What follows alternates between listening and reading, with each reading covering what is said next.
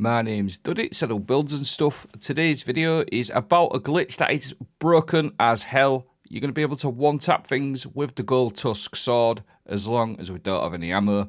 Just look at the state of this one banging bosses, and this glitch is so easy to do.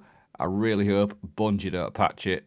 Just look how much DPS my friend over here, Black Ops, is putting out with no ammo, guys. This is an absolute joke.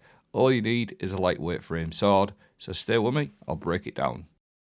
So, all you need for this little bug is the Goldtusk sword, or any lightweight frame sword. As long as you've got no ammo in your sword, you can literally jump and light attack and put out some massive damage. That is easy as that. This was not me, this was my friend. He messaged me this morning and said, do I want to know a secret? I said, mate, I love a little secret. So he showed me this little trick, and it's absolutely insane. So big shout out to Black Ops for showing me this little bug. Now, this is going to be absolutely insane. If Bungie decide not to patch it, or if it takes a couple of days for them to patch it, we're going to be able to take advantage of this in loads of different things, like raids, dungeons, everything like that. And even your solo farming and your pinnacle stuff, you're going to be able to speedrun some things with this glitch. So basically, again, one more time, just so we get it straight, all you need to do is make sure you've got a lightweight sword equipped, Goldtusk will do. Make sure you've got no ammo in there. Do a jump, do a light attack, and that's all you have to do. Any build, any exotic works absolutely fine.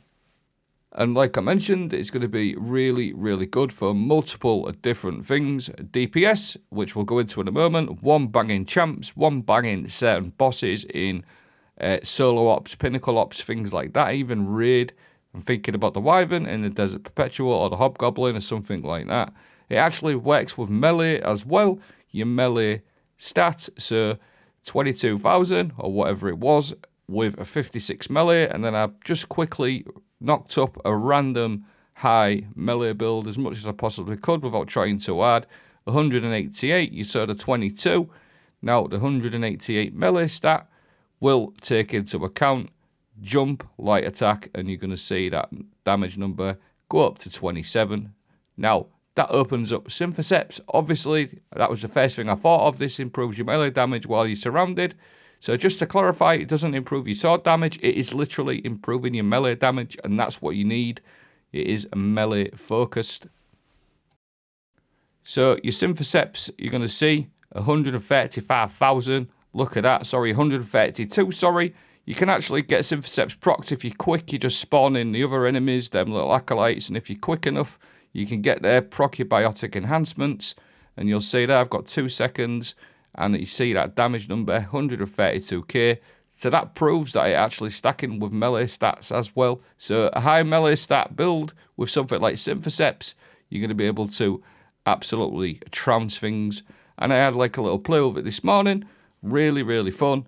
Really, really good. And like I said, I know I've said it a couple of times, if you want to actually get some speed runs done, bit of farming, get this sword equipped, and you can literally rinse things instantaneously.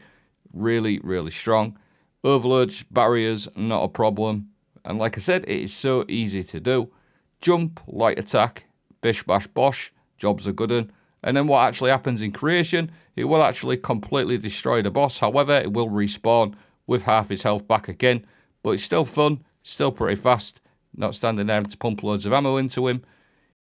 Quick disclaimer, I really hope Bungie don't patch this anytime soon, or disable the sword or something like that. They probably will do, but let's hope they don't. If they don't, I'm going to be in that Desert Perpetual tonight, smashing the Wyvern to bits and the Hobgoblin with this sword. I hope you found this somewhat helpful. Thanks for watching. Have a great day.